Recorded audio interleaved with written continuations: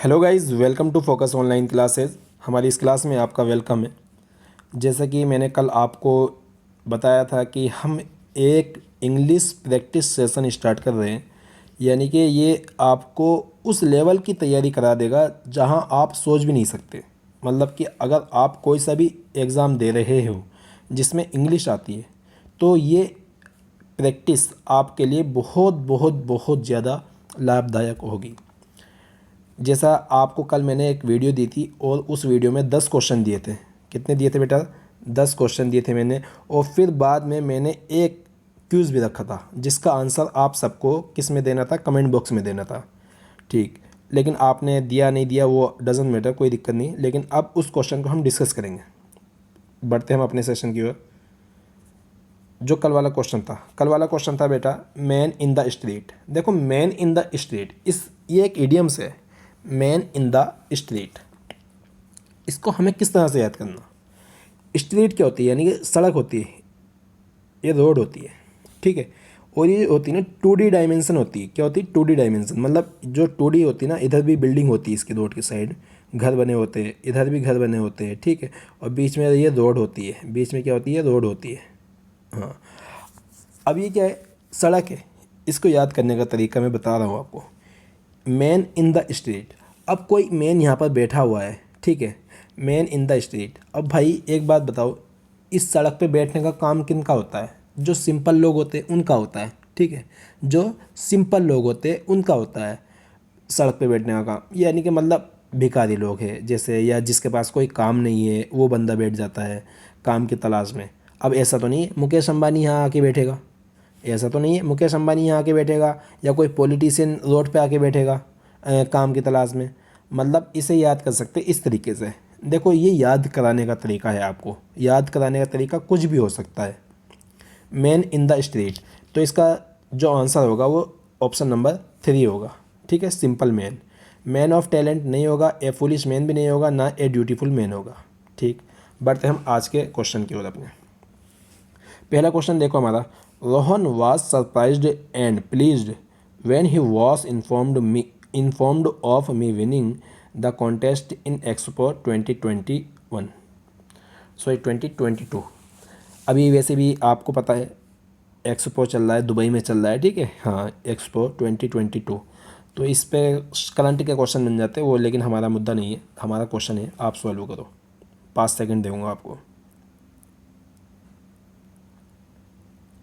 चलो भाई, सॉल्व कर लिया होगा। देखो, रोहन वाज सरप्राइज्ड। रोहन क्या था? रोहन क्या था? सरप्राइज था, ठीक है। यानी कि अचंभित था, शॉक्ड था, ठीक। रोहन क्या है बेटा? सब्जेक्ट। रोहन क्या है हमारा? सब्जेक्ट। यहाँ लिखना सब्जेक्ट, मैं बोलूँगा आप लिख लेना। वॉज क्या है हमारी? Linking verb. वॉज क्या है? Linking verb. सरप्राइज्ड है हमारा एडजेक्टिव, और यहाँ है ये पास्ट पार्टिसिपल। जिस बच्चे ने नहीं पढ़ा उसकी कोई टेंशन नहीं है, दिक्कत मत लेना बिल्कुल भी, मैं पढ़ा दूंगा, बिल्कुल भी डरने की बात नहीं है कोई भी। एंड क्या है? कंजंक्शन। एंड क्या है? कंजंक्शन। और प्लीज्ड क्या है? ये भी पास्ट पार्टिसिपल है, ये भी पास्ट पार्टिसिपल है। मतलब यहाँ से लेके यहाँ तक ये क्या है अपने आप में? Subject complement. क्या है? Subject complement. व्हेन क्या है? कंजंक्शन ऑफ टाइम है, ठीक है। व्हेन क्या है? कंजंक्शन ऑफ टाइम है, और कंजंक्शन के बाद अगली क्लॉज स्टार्ट हो जाती है। ही हमारा सब्जेक्ट है, और वॉस हमारी क्या है? लिंकिंग वर्ब है। वॉस क्या है हमारी? Linking verb. इन्फॉर्म्ड क्या है? एडजेक्टिव है भाई। इन्फॉर्म्ड क्या है? एडजेक्टिव है, जब उसे इन्फॉर्म किया गया, ठीक है। इन्फॉर्म क्या है? एडजेक्टिव है। सही है एडजेक्टिव यहाँ पर, बताए। देखो, हर जगह एडजेक्टिव नहीं बनता ईडी वाला, क्योंकि हमने शुरू में क्या पढ़ा? सरप्राइज्ड और प्लीज्ड। वहाँ तो एडजेक्टिव है, क्योंकि वो रोहन की विशेषता बता रहे। रोहन क्या है भाई? सरप्राइज्ड है। रोहन क्या है बेटा? प्लीज्ड है, यानी खुश है। लेकिन यहाँ पर ही की विशेषता बता रहा है क्या? इन्फॉर्म्ड नहीं भाई, यहाँ पर ये है मेन वर्ब। क्या है ये? Main verb.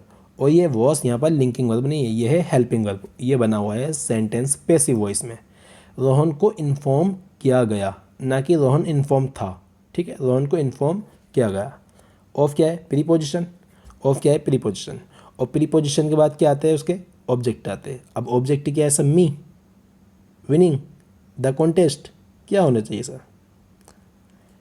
इसका ऑब्जेक्ट है ये विनिंग।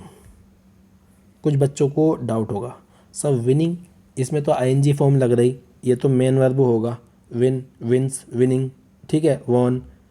बेटा आईएनजी नहीं, फॉर्म लग रही है लेकिन ये मेन वर्ब नहीं। मेन वर्ब कब होता है? जब इससे पहले कोई हेल्पिंग वर्ब होती, इससे पहले कोई हेल्पिंग वर्ब होती।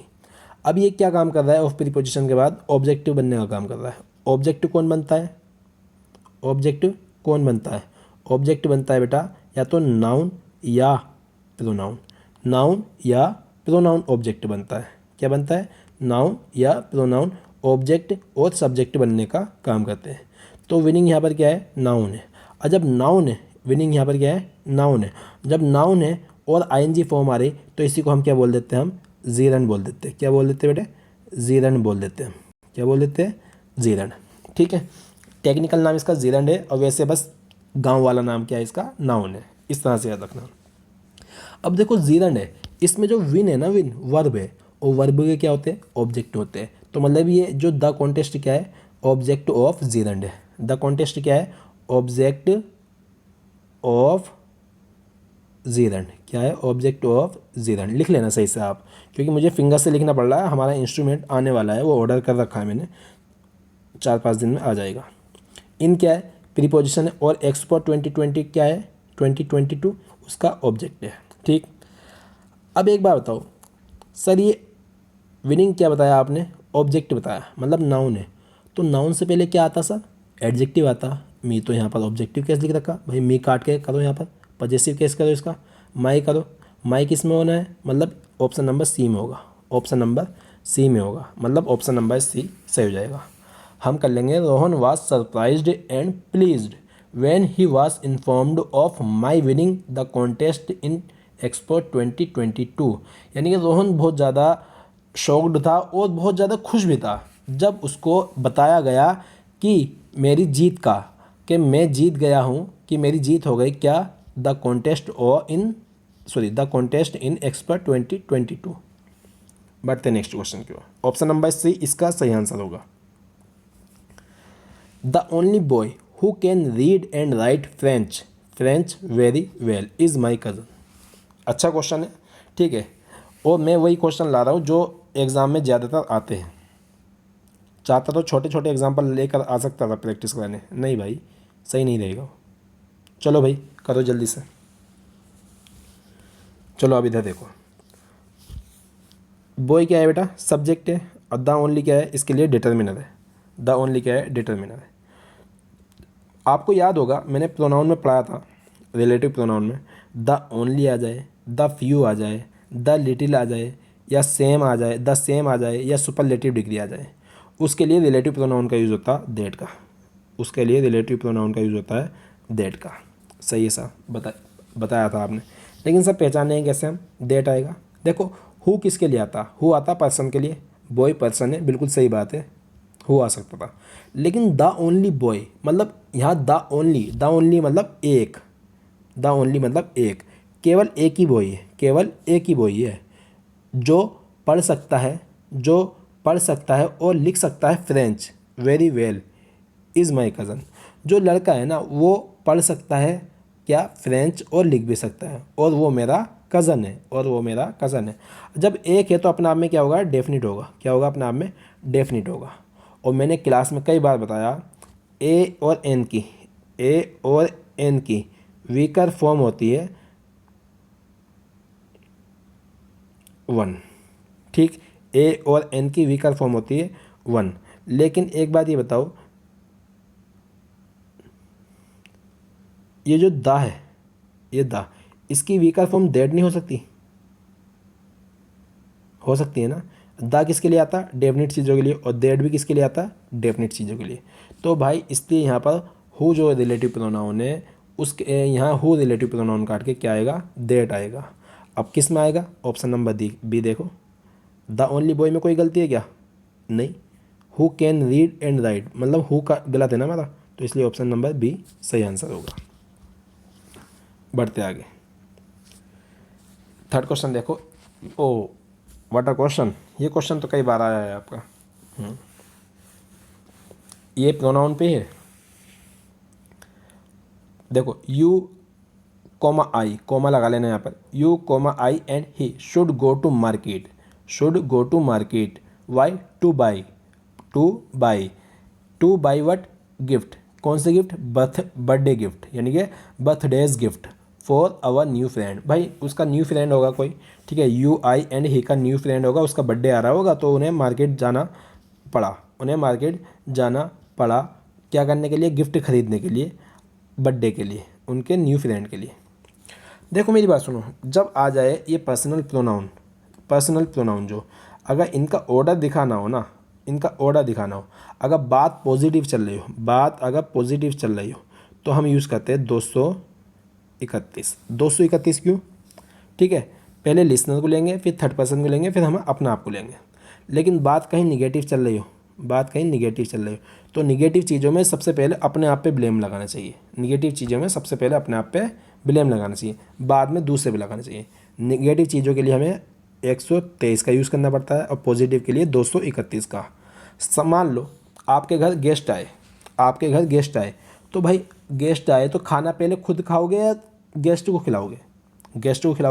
फिर बाद में सोचोगे यार भाभी जी, भैया जो आए थे उनकी वाइफ जो है आपकी भाभी जी लगी, तो आप भैया से बोलोगे भैया खाना खाओ, और ये भाभी जी के लिए है एक टिफ़िन में इसमें खाना है, भाभी जी के लिए भी ले जाओ। फिर बाद में जब खाना बचेगा तो तुम अपना आप खाओगे। यही हमारी यानी कि शिष्टाचार है। पहले सामने वाले को खिलाओ, फिर सामने वाले का जो दूसरा हो सहपाठी या कोई साथ में ना आया हो उसके लिए है तो उसे खाना खिलाओ, फिर अपना आप खाओ। लेकिन निगेटिव चीज़ें ऐसी है कि अगर तुमने और तुम्हारे दोस्त ने क्राइम कर दिया कहीं पर, तो भाई साहब पहले अपना नाम लो उस गलती के लिए कि मैंने भी गलती की, फिर दूसरे का लो जो तुम्हारे साथ है, फिर जो भागा हुआ इंसान है, फिर उस तीसरे पर्सन का लो। इसलिए 123 और 231 का यूज़ करते हैं। यहाँ पर निगेटिव बात चल रही है, पॉजिटिव बात चल रही, बात पॉजिटिव है, हाँ कोई निगेटिव सेंस ही नहीं है, तो मतलब यू तो सही है सर, यू तो सही है। हाँ, लेकिन ही क्या होता है हमारा थर्ड पर्सन और आई क्या होता है फर्स्ट पर्सन, तो ही की जगह आई को ले आओ और आई की जगह ही को ले आओ, मतलब पहले ऑप्शन हमारा सही हो जाएगा। बढ़ते नेक्स्ट क्वेश्चन की ओर। नेक्स्ट क्वेश्चन है हमारा, it was me who came running in to the office. बेटा ये क्वेश्चन कई बार रिपीट हो गया, मैं मानता हूँ 50 बार रिपीट हुआ होगा ये क्वेश्चन। ये रिलेटिव प्रोनाउन पे बेस है। देखो इट क्या है हमारा, इंट्रोडक्टरी सब्जेक्ट है, वॉज क्या है, लिंकिंग वर्ब है, और मी क्या है, इस लिंकिंग वर्ब के लिए सब्जेक्टिव कॉम्प्लीमेंट का काम करेगा मी। हु बताओ हु क्या है? हु है रिलेटिव प्रोनाउन। अभी केम रनिंग आया, केम क्या है, मेन वर्ब, केम क्या है, मेन वर्ब, रनिंग क्या है, एडजेक्टिव है, और प्रेजेंट पार्टिसिपल है। इनटू क्या है, प्रीपोजिशन, द ऑफिस क्या है, इस प्रीपोजिशन का ऑब्जेक्ट है। ये बात आपकी समझ में आ गई होगी। अब एक बार बताओ, इस केम वर्ब का सब्जेक्ट है क्या? कहीं पर केम वर्ब का सब्जेक्ट है कि नहीं है ना, तो इसलिए हु है, हु इसके लिए सब्जेक्ट का काम करेगा। और हु क्या है यहाँ पर, रिलेटिव प्रोनाउन है। क्या है, रिलेटिव प्रोनाउन है। अब रिलेटिव प्रोनाउन किसको रेफर करता है, अपने एंटीसीडेंट को रेफर करता है, और एंटीसीडेंट क्या है, मी है। और केम वर्ब का सब्जेक्ट बनने का काम करेगा। तो भाई साहब यहाँ मी नहीं आएगा, यहाँ आएगा आई। ठीक है, क्या आएगा, आई। तो इट वास में कोई गलती नहीं थी, बी ऑप्शन में हमारी गलती होगी, आई आएगा। It was I who came running into the office. बढ़ते आगे।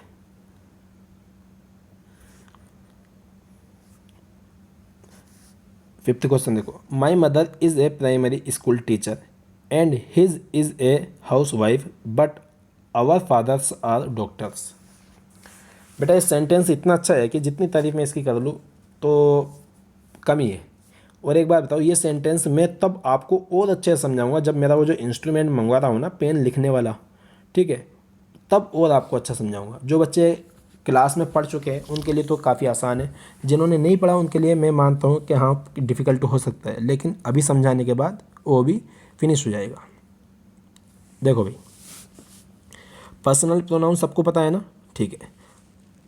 आई होता है सब्जेक्टिव केस, मी होता है ऑब्जेक्टिव केस, और माई होता है पजेसिव एडजेक्टिव कह दो या डिटर्मिनर कह दो, ठीक। और माइन होता है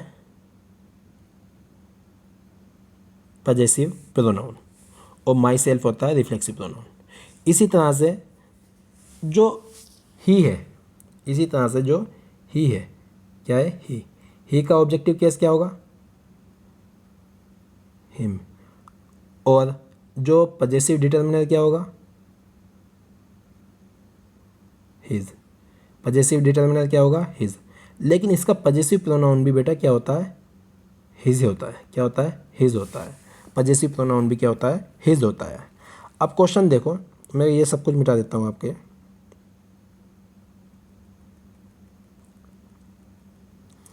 क्वेश्चन देखो, my mother is a primary school teacher. My mother क्या है, सब्जेक्ट है, इज़ क्या है, लिंकिंग वर्ब है, is what, teacher, school teacher, ये कॉम्प्लीमेंट है, और प्राइमरी क्या है, इसका लिए एडजेक्टिव का काम करेगा। एंड क्या है, कंजंक्शन, और क्या काम करता है, दो क्लोज को आपस में जोड़ता है। अब देखो बेटा, हिज यहाँ पर क्या काम करेगा। हिज मैंने बताया, हिज पजेसिव एडजेक्टिव भी होता है, पजेसिव प्रोनाउन भी होता है। सब्जेक्ट बनने का काम कौन करता है, नाउन या प्रोनाउन। तो भाई साहब यहाँ पर जो ना हिज पजेसिव प्रोनाउन है, क्या है, मैं लिख देता हूँ, पजेसिव प्रोनाउन। पजेसिव प्रोनाउन क्या है, पजेसिव प्रोनाउन। हिज का मतलब पता है क्या हो गया यहाँ पर, हिज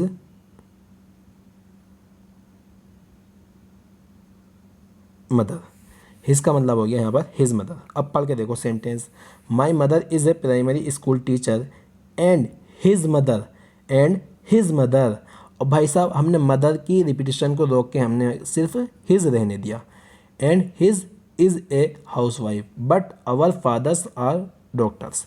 मतलब कि सेंटेंस से कौन सा वाला सही होगा, सॉरी कौन सा वाला ऑप्शन सही होगा, हमारा ऑप्शन नंबर होगा बी सही। कौन सा होगा, ऑप्शन नंबर बी सही, क्योंकि हिज इसमें में आ रहा है। ऐसा है, नहीं भाई इसमें कोई सा सही नहीं है, मतलब हमारा ऑप्शन नंबर डी सही है। ऑप्शन नंबर बी सही नहीं होगा, ऑप्शन नंबर बी गलत होगा। कभी लगा दो यहाँ पर, जो बच्चे पता था होशियार बन रहे होंगे तो उन्होंने हिज लगा दिया होगा, क्योंकि हिज में गलती सोच रहे होंगे, तो ऑप्शन नंबर बी लगाया होगा, लेकिन ऑप्शन नंबर बी होगा गलत। ऑप्शन नंबर डी सही आंसर होगा इसका। बढ़ते आगे,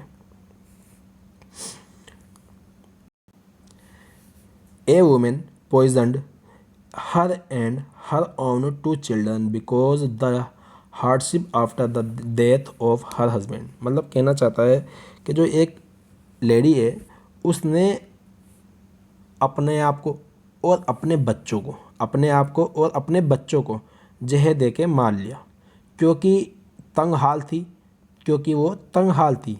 कब, जब उसके हस्बैंड की डेथ हो गई, उसके बाद।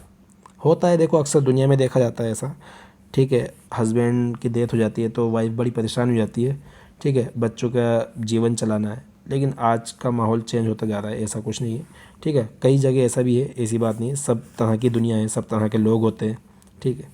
लेकिन फ़िलहाल ऐसा करना नहीं चाहिए किसी को भी। खैर जो भी ये एक क्वेश्चन है, ठीक है, भावुक ना हो, क्वेश्चन पर ध्यान दो। ए वुमेन पॉइजन, भाई उसने क्या बोला, ए वुमेन पॉइजन, एक वुमेन ने पॉइजन दिया था अपने आप को और अपने दो बच्चों को। भाई साहब हर तो किसी और के लिए आएगा, एक वुमेन ने पॉइजन दिया था किसी और को और अपने दो बच्चों को, ऐसा थोड़ी होगा। यहाँ पर आएगा अपना रिफ्लेक्सिव केस, हर सेल्फ, क्योंकि खुद के लिए बात कर रही, हर सेल्फ, क्या आएगा, हर सेल्फ। मतलब ए वुमेन पॉइजन हर सेल्फ, यानी कि उसने खुद ने लिया था पॉइजन अपने आप के लिए मारने के लिए और अपने दोनों बच्चों को मारने के लिए। मतलब आंसर हमारा कौन सा सही होगा, ए ऑप्शन, हर काट के हर सेल्फ हो जाएगा। बढ़ते आगे, देखो क्वेश्चन नंबर, चंपाकली वास under the illusion that Kattappa loved her. ये आपके यहाँ से वोके बेस क्वेश्चन है। क्या है, वोके बेस। देखो एक होता है इल्यूजन जो आपने सामने लिखा हुआ है, और एक होता है एल्यूजन। इल्यूजन होता है ये वाला भ्रम, क्या होता है, भ्रम। और एल्यूजन होता है हमारा ये संकेत, क्या होता है, संकेत, और वो होता है हमारा भ्रम। बात समझ में आ गई। इल्यूजन आई वाला भ्रम होता है और एल्यूजन ए वाला वो होता है संकेत। चंपाकली वास under the illusion that Kattappa loved her, यानी कि चंपाकली जानती थी, ठीक है, चंपाकली को भ्रम था, चंपाकली को भ्रम था, ये चंपाकली किस में थी, भ्रम में थी कि कटप्पा लव करता था उसको, लेकिन ऐसा नहीं था भाई साहब, भ्रम था बस, सिर्फ क्या था, भ्रम। तो सही है सेंटेंस। अगर ए वाला आ जाता ना यहाँ पर, ए वाला एल्यूजन, तो संकेत की बात हो जाती, लेकिन जो हो जाता गलत, इसलिए मैंने नो एरर रखा है यहाँ पर, ऑप्शन नंबर डी सही है। एग्जाम में ज़रूरी नहीं है सारे के सारे क्वेश्चन एरर वाले ही आए, नो एरर वाले भी आते हैं भाई, और नो एरर वाला पहचानना बड़ा भारी पड़ता है, एरर वाला पहचानना हल्का पड़ता है, इसलिए हमें तैयारी सब तरह से करनी है, एरर वाले भी देखने हैं, नो एरर वाले भी देखने हैं। बढ़ते आगे, देखो find the correct synonym, find the correct synonym. Word है हमारा ओडासिटी, वर्ड है हमारा ओडासिटी, ठीक है, ओडासिटी। इसके 4 ऑप्शन दे रखे, टेमेरिटी, पार्शियली, नेपोटिज्म, सर्विलांस। क्या आंसर होगा? देखो मेरी बात सुनो, सर्विलांस क्या होता है, निगरानी करना, सर्विलांस क्या होता है, निगरानी करना, और वो भी कैसे निगरानी करना, किसी कैमरे द्वारा निगरानी करना, किसी कैमरे द्वारा निगरानी करना, या किसी कानूनी रूप से किसी व्यक्ति के ऊपर निगरानी करना, वो क्या कहलाता है, सर्विलांस। नेपोटिज्म, नेपोटिज्म क्या होता है, भाई भतीजावाद, कि भाई साहब मान लो जैसे बॉलीवुड में बहुत ज़्यादा चलता है, हालांकि चलता तो सब जगह ही है, ठीक है, बॉलीवुड में ज़्यादा चलता है, जैसे मान लो अभी कोई हीरो है, उसके बच्चे पैदा होंगे तो वो भी हीरो बन जाएंगे, लेकिन बाहर वालों को एकदम से मौका नहीं मिलता, ठीक है। पार्शली, पार्शली क्या होता है भाई साहब, इंटायरली होता है, कंप्लीटली, ठीक है, जिसे बोलते हैं हम अटरली, अटरली होता है कंप्लीटली। तो आंसर हमारा क्या होगा, टेमेरिटी होगा। टेमेरिटी होता है दुस्साहस, यानी कि दुस्साहस, गुस्ताखी जिसे बोलते हैं। ओडासिटी होती है गुस्ताखी, मतलब ये 3 ऑप्शन हमारे गलत हो जाएंगे, ये ऑप्शन हमारा सही हो जाएगा। ओडासिटी होती है दुस्साहस, दुस्साहस, दुस्साहस। बढ़ते आगे, प्लेसिड, प्लेसिड, इसका देखो पहले तो ये चेक करना, कभी भी सिनोनिम से एंटोनिम्स आए तो सही से पढ़ लेना, हमें सिनोनिम से देखना है या एंटोनिम देना है। ऐसा होता है अक्सर बच्चे, आता ऑप्शन में कि सिनोनिम फाइंड करो, बच्चे एंटोनिम पे लगा देते हैं, आता एंटोनिम फाइंड करो तो बच्चे सिनोनिम से लगा देते हैं। तो भाई साहब एक बात ध्यान से पढ़ लेना, जल्दी में जल्दीबाजी का काम शैतान का होता है, हमारा काम तो इंसानों का है ना, तो हमें जल्दी नहीं करनी। देखो काम क्या होता है, शांत, और पीसफुल भी क्या होता है, शांत। ऑब्स्टिनेट होता है जिद्दी, मतलब टर्बुलेंट इसका आंसर होगा, क्या होगा, टर्बुलेंट। ये 2 ऊपर वाले जो सिनोनिम्स है, नीचे वाला ऑब्स्टिनेट अलग ही वर्ड है, ठीक है। प्लेसिड होता है यानी कि अशांत, क्या होता है, प्लेसिड अशांत, क्या होता है, अशांत, मतलब शांत ना हो। अब काम तो शांत होता, पीसफुल भी शांत होता, और ऑब्स्टिनेट होता जिद्दी, अड़ियल, ठीक है। बढ़ते आगे, देखो ये आपका क्वेश्चन है, एक 1 वर्ड का है।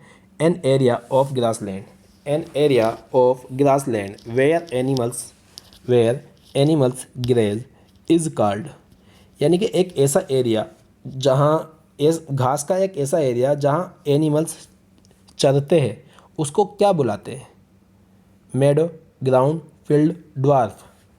देखो जो बच्चे ग्राउंड लगा रहे हैं और फील्ड लगा रहे हैं वो बिल्कुल गलत है। ग्राउंड और फील्ड ज़रूरी नहीं इसमें घास हो, ज़रूरी नहीं इसमें घास हो, ठीक है। ये कह रहा है कि ऐसा घास का मैदान जहाँ पर जानवर चरते हैं, भाई ग्राउंड तो उसे ही बोलते हैं ना जो घर के बाहर का ग्राउंड होता है, भले ही उसमें कंक्रीट का फर्श हुआ है। इसी तरह से फील्ड, क्या पता फील्ड में, ग्राउंड में, वो जो फील्ड और ग्राउंड है उसमें घास ना हो तो वहाँ कैसे चल लेंगे। लेकिन मेडो, मेडो होता है घास का मैदान, मेडो होता है घास का मैदान, चाहे कहीं भी हो घास जरूर होगी, इसका सही आंसर। ड्वार्फ क्या होता है, ड्वार्फ होता है बोना, मतलब बोना मतलब कद में छोटा, ठीक। और एक बात याद रखना, ये तो 1 वर्ड है आपका, लेकिन कभी कभी इसका सिनोनिम्स भी आ जाता है मेडो का, इसका सिनोनिम्स होता है पेस्चर, लिख लेना कहीं पर, क्या होता है, पेस्चर, क्या होता है, पेस्चर, घास का मैदान। और ये कई बार आया, 3 स्टार मार्क कर लो इस पर, पेस्चर कई बार आया या मेडो आ गया है। बढ़ते आगे भाई, देखो ये है आपके एक ईडियम, बच्चे बोलते हैं एक्सरसाइज ईडियम्स कैसे यूज़ होती है। देखो ईडियम्स सिंपल भी यूज़ हो जाती है, जो कल क्वेश्चन मालूम किया था वो सिंपल ईडियम से किया था, आज भी एक ईडियम से लाया हूँ मैं, जो आपको कमेंट बॉक्स में आंसर देना है, लेकिन इसका आंसर अभी देना है आपको। इस तरह से भी सेंटेंस में यूज़ हो जाती है ईडियम्स, या सीधी सीधी ईडियम्स भी आ जाती है। देखो राइजिंग इन्फ्लेशन, राइजिंग इन्फ्लेशन मतलब बढ़ती महंगाई, बढ़ती महंगाई। Is a burning question of the day, मतलब बढ़ती महंगाई आज का सबसे खास मुद्दा है। बर्निंग क्वेश्चन होता, बर्निंग क्वेश्चन, ये इडियम है। बर्निंग क्वेश्चन ये होता खास मुद्दा, खास मुद्दा, या कोई अभी ताज़ा ताज़ा गरम गरम मसला है बात, ऐसा है कहते नहीं गरम गरम मसला है अभी। हाँ, तो जो गरम गरम बात है या खास मुद्दा है तो उसे बोलते हैं a burning question. Money spend quickly नहीं होगा answer. A state of deep thought मतलब ऐसी स्टेट जहाँ जिसमें खोया हुआ हो इंसान, ये भी आंसर नहीं होगा। Poor and ruined, poor and ruined गरीब और बर्बाद, ये भी आंसर नहीं होगा। मतलब क्या होगा, हॉट इश्यू होएगा। क्या होगा, hot issue. Hot issue option में नहीं आएगा ना, तो इस तरह से भी आ सकता है an important topic, an important topic. ठीक है, बढ़ते आगे। देखो भाई, ये इडियम देखो इधर, ये सेंटेंस में यूज़ हो रही है, और ये जो आगे क्वेश्चन जिसका आंसर आपको कमेंट बॉक्स में देना है, देखो ये सीधी सीधी यूज़ हो गई।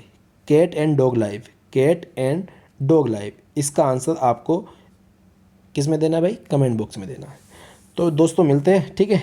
अब बस यही रिक्वेस्ट है मेरी आपसे कि इस हमारे सेशन को ज़्यादा से ज़्यादा शेयर करो, ताकि हमारा भी मोरल ऊपर हो जाए और हमें भी अच्छा लगे वीडियो बनाना। ठीक है, मैं मानता हूँ कि आप लोग करोगे, दिल से करोगे, क्योंकि आप मुझे जानते हो, मैं आपको जानता हूँ, बेहतर जानते। ठीक है, इसलिए मिलते हैं भाई नेक्स्ट वीडियो में। Thanks for watching this video.